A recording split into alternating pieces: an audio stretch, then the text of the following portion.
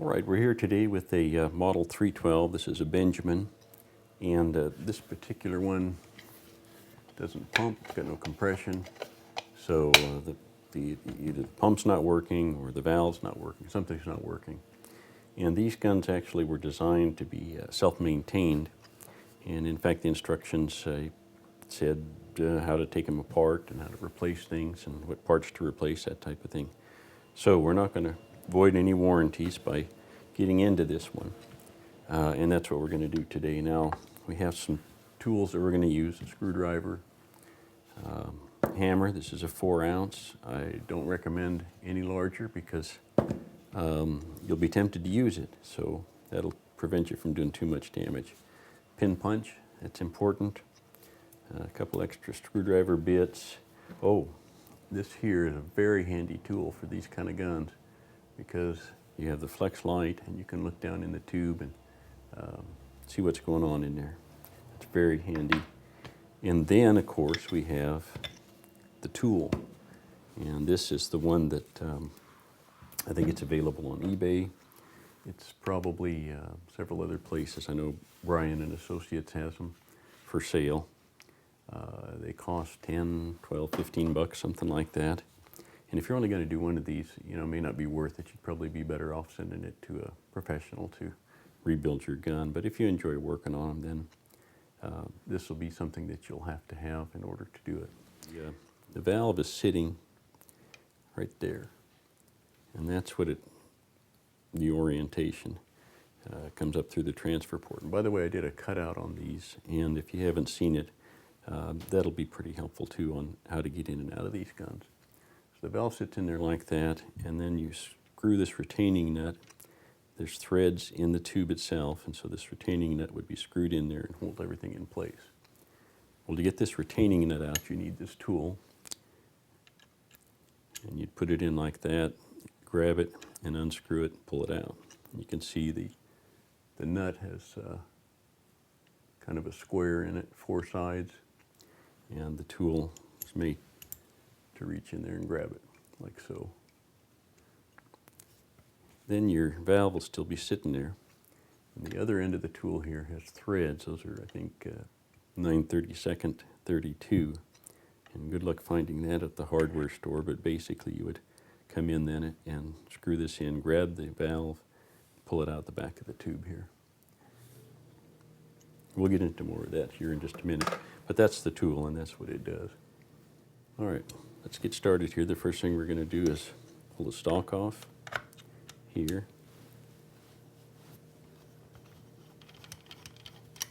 Okay, we'll set that aside. And we're going to start at the front end here.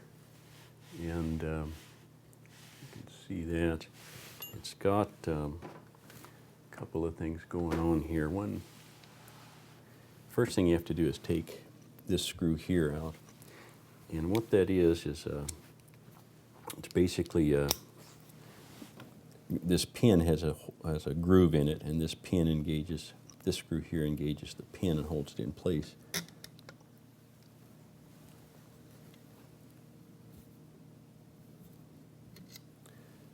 You can see maybe it has just a little bit of a point on the end, very small, and that's what engages with this pin here. And we have the 2 screws on the side, come out.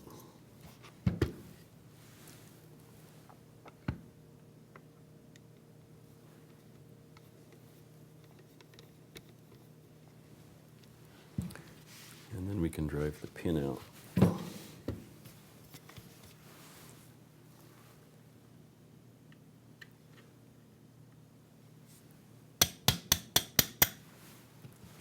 There it is. And there's that, you can see it has a groove in it, I think, and that's where this screw fits in it and holds it in place in there. So those should never fall out. Get it to this point, we can tap out the, well, at that point the lever can come out.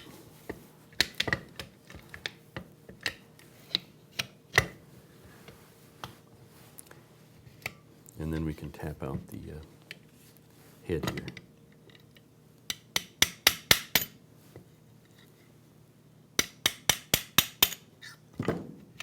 Right there.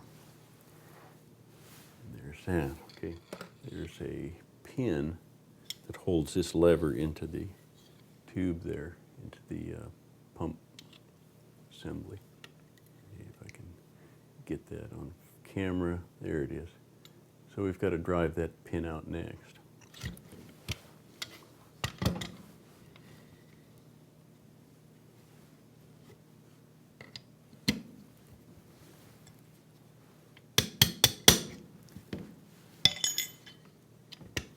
And then the pump lever comes off. And then we can just pull out the pump arm itself. And there it is. Now this is a good time to go ahead and measure how long this is, because you may change that length when you're replacing the pump cup here. You can adjust these for different lengths, but start out with the same as you had before, and then you can adjust from that. That'll get you close anyway, most of the time. Okay, come down to the other end, and first thing we're going to do is we're going to pull off the trigger, the screw right here. And it's got a spring on it, wants to pop out on you. Just lifts out. There's the screw and the trigger. I'm not sure the order matters a whole lot here, but we're going to go ahead and pull the bolt and the cover plate here, the cam plate. So I have another video too about the Sheridan, and it goes through the bolt lug here. And this one happens to be a slotted screw. If you can see that there. This one right here is slotted, so we're going to pull that out.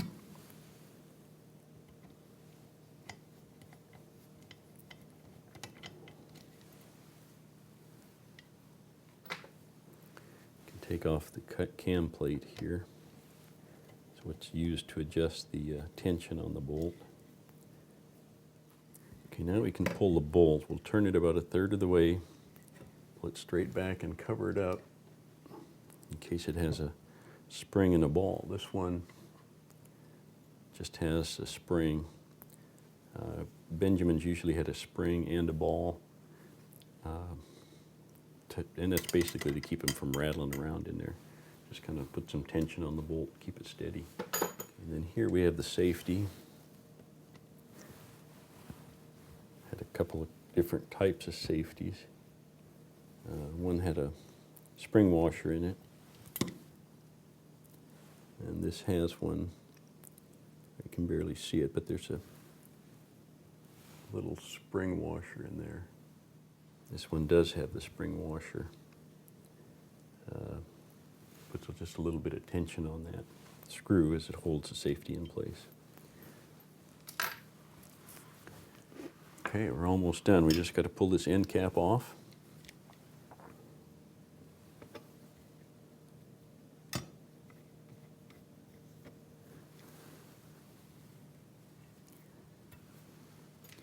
We get to this last one, we're going to put a little tension push here because it's under tension from the hammer spring.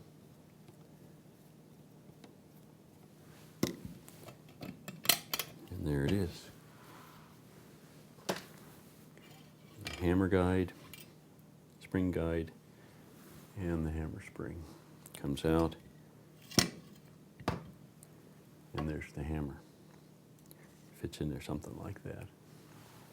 Right, we've set up the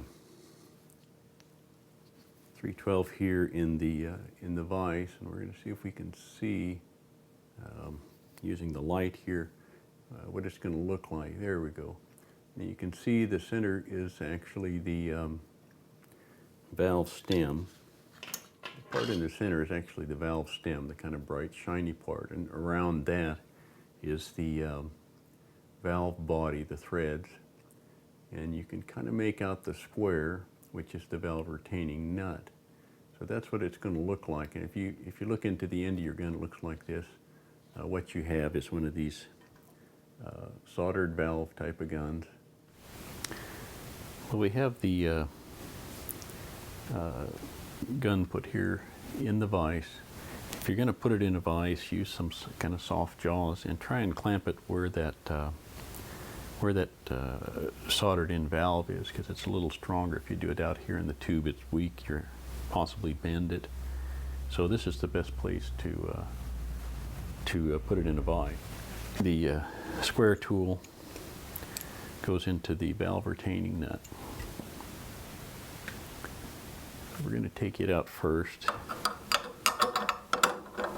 Find that square piece in there. There it is. And then in this case, I just put a screwdriver through here, but some of them come with handles or different things. And then this one just unscrews. Sometimes they take a little more persuasion than that.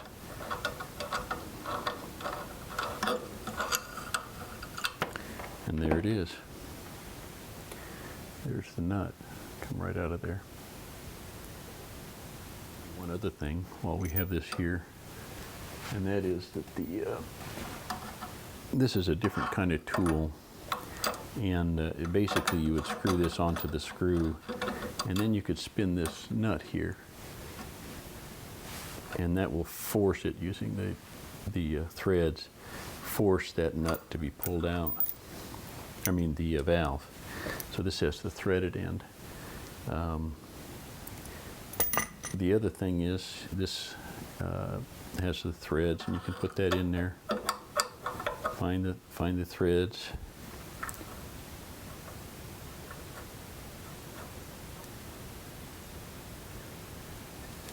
And it doesn't pull out, so you may have to put something up in here and kind of tap on it. There's different ways to do it, but my favorite is this tool here. It's just so much easier than the others.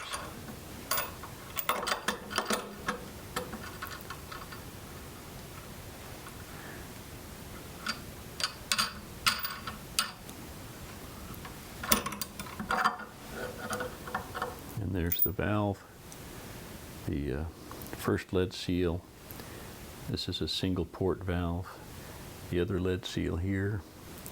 And then the valve stem, which is stuck right now. There it goes. The valve stem right here. So there's that part. So we've got the check valve that goes onto the down here where the air pumps out of the tube and into the compression chamber. Behind that, we've got the spring that goes on the exhaust valve, or the check valve. I mentioned there's a little lip in there where this washer sits, and that separates it from the exhaust valve spring here. And that's what keeps the valve closed with this valve. Oh, gone. There's another lead seal. Somebody put this together with just put new lead seals in, never took the old ones out. So we have one lead seal on this side here to seal that side of the valve. Well, in this case we got two, but normally one. And then we have another one on this side to seal this side of the valve, and the nut threads into the threads in the tube. And that's how it all fits together. The surfaces you're going to have to be interested in. Well, you're not going to reuse this piece here. So this is an important surface here to be nice and smooth and flat and parallel to the valve stem. And also, this is a synthetic material, and it'll sit here. So the seat of this on the inside has to be really clean and smooth, and again flat, so that this seats against it properly. These are both valves out of a Benjamin 312. This is an older one, and it just has one hole. So if you're going to line that hole up with the transfer port up to the barrel, you have to have this inserted correctly orientated directly into the transfer port. This one has one, and then on the other side it has another hole. So it's got two holes in it, two port. So it doesn't matter how it's oriented because the air will flow around it and then up. I don't know that it makes any difference in terms of how they perform, but there is a difference there. And the other thing to note about this one is there's a little tab here on the side. Let's see, yeah, there it is right here. This right here, there's a little tab sticking out. You can see it here.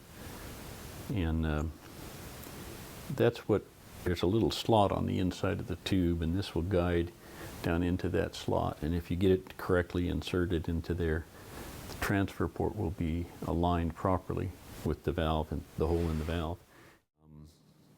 And that about does it for disassembly on the Benjamin 312. Similar to the 340 series and even some of the early 390s had the soldered valves in them. So whenever you find a soldered valve in one of these pumpers, that's basically the way you get them apart. All right, well, I hope this has been helpful. I hope you've enjoyed the video, and thank you for watching.